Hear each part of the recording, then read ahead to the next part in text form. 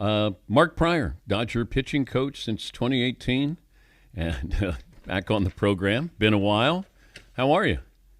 I'm doing well. It has been a while. Thanks for having me. What is your job during a game as pitching coach? Um, basically, obviously, I'm watching the game, and then I'm tracking pitches, talking with the pitcher in between innings, talking with the catcher in between innings, talking and trying to figure out like what's working, what's not working.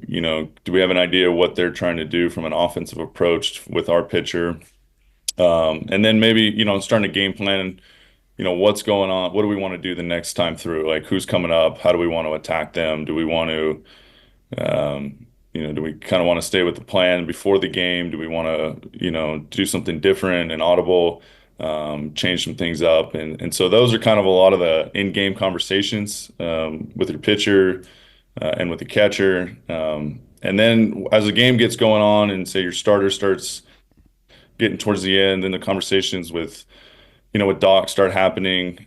We start kind of going over like how do we want to approach, the end of the game, the end of the starter's run. Do we need to get him out of the middle of an inning? If he finishes an inning, how do we set up our bullpen going forward? Hopefully we got the lead and we've talked before the game. Myself, Doc, our bench coach, our bullpen coaches, who's available, who do we feel good about throwing? And so a lot of it's just an ongoing conversation as the game evolves and honestly what the game is telling us, what do we need in that moment and just making sure that we're prepared to make decisions because it happens fast. Once your starter's out, it happens fast. How much of your job is to be a therapist? There's a good percentage of it. Some nights it's small, and then other nights I think it can be a lot. And you're just trying to, there's so much preparation that these guys do on on a given day, and they're always getting their bodies ready. They're always studying and making sure they're prepared. But as you know, you've covered sports like there's no script once the game starts. Things happen. And it's getting guys to find a way to win ball games and find ways to get outs. And sometimes it's ugly. And when it's ugly, obviously guys, and as athletes, you want to be, we're perfectionists. We want things to go the way that we envision them to go. And sometimes that doesn't happen. And we have to be okay with that at times. And you're just trying to get them to understand like the job, what was your job? Did you do your job? And then let's pick up the pieces and move forward the next day. And a lot of this game is mental and emotional.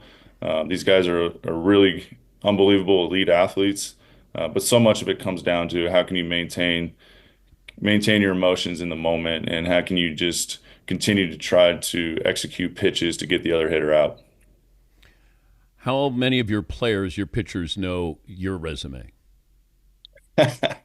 Um, I want to say, given that their cell phones are always at hand, I want to say there's at least they've Googled me at some point. Um, Certain key facts do come up where they are what surprised what will that come up first? What that they would bring up to you? um, usually it's the infamous game in 2003. That'll maybe be on in the clubhouse, and then all of a sudden they'll kind of put two and two together of, oh, you were the guy on the mound? You didn't, we didn't know that. So that's always the surprise one where you kind of are like, yep, that's me. That was 20 some years ago. So, But what do you um, remember about that? When you bring up the Bartman game, well, you're I on don't the bring it up. mound. I don't bring it up. Well, They see no, it on TV. you brought up that they brought it up. So Right, right. now I can follow up by saying, when I say that game and you're on the mound and you see that foul ball going over, what do you think? Just like, darn it. I wish we caught it. And the Marlins had a good team. They had a good run. So it's been so long ago that I mean, it was obviously a game. I still Do you feel. really think you said darn it?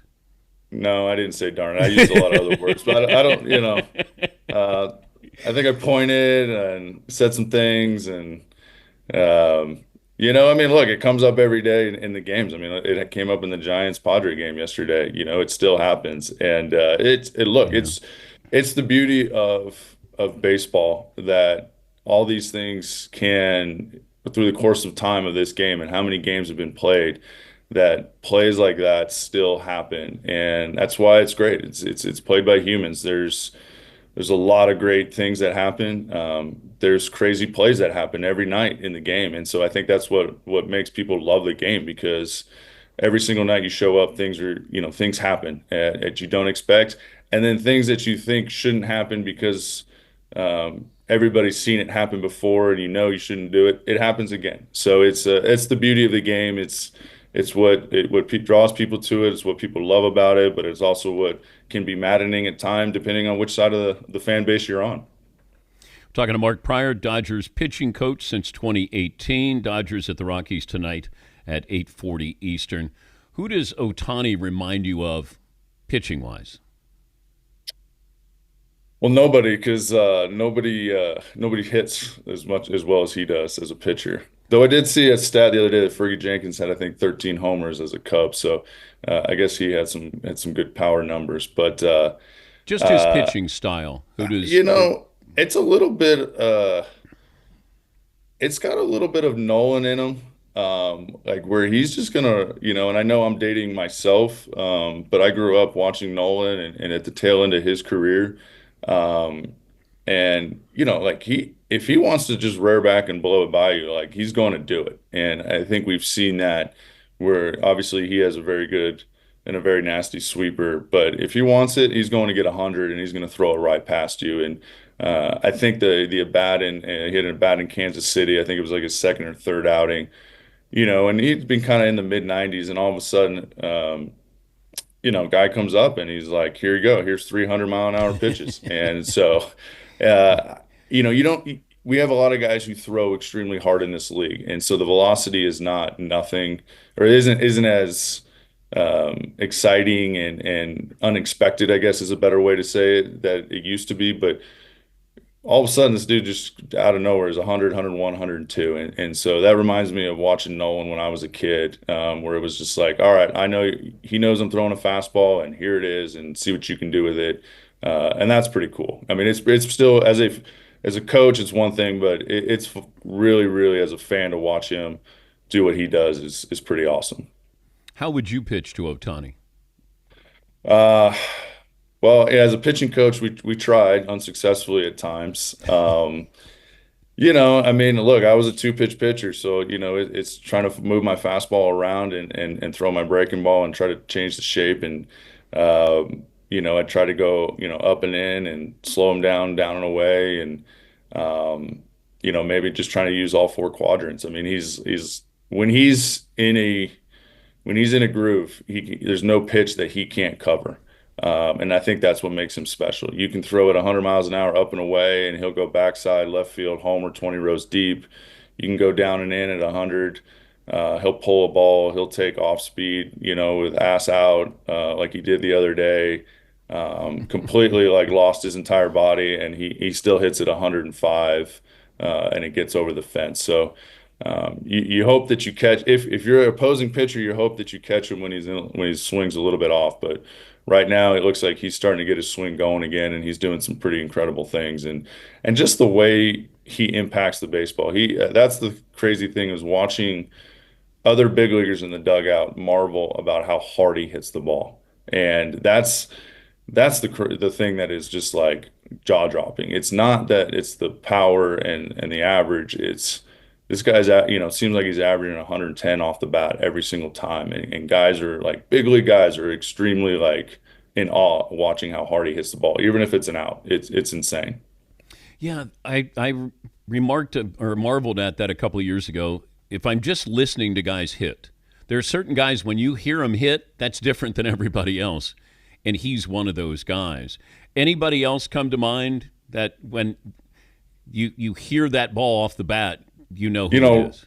yeah, I mean, there was a couple years ago, Ronald Acuna hit a ball. I forget, it was like either like 117 or 119 or something. He hit a ball at Dodger Stadium, and it just sounded like a shotgun. It was a homer to dead center, and he can impact the baseball extremely hard.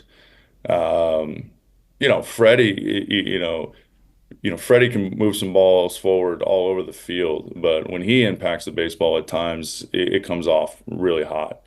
I'm trying to think, Machado, Tatis, but Judge is another guy too. When he connects, Stanton, those guys they impact the baseball extremely hard. And I'm sure there was guys when I played who hit the ball just as hard as they did, but it sure doesn't, we didn't have the numbers to quantify it as much. Um, but these guys, a lot of players nowadays are really impacting the baseball, and it's scary out there. You're only 60 feet away, so I mean, it's a little dangerous at times. Can you see a scenario in the postseason where Otani comes in relief? It's a good question, very fair question, and it's been discussed, and it's really understanding kind of the rules of him coming in as a reliever, and knowing that because of the rule, the way it's set up right now as a starter, he can come out of the game and still maintain as a DH, but he comes in as a reliever. You got to find that line of where hopefully the game ends, because you can't put him in the sixth and then take him out as a pitcher in the seventh and keep him in as a DH. So it would have to be a situation where we think the game's over and he's closing, or be okay with him not hitting anymore. So that would be really the only scenario. Can I see it? Absolutely. But it would probably be closer to the back end when the game's, kind of on the line, and it would be over after he's done. Great to catch up with you again. Thanks for joining us, Mark. Anytime. I appreciate it. Thank you.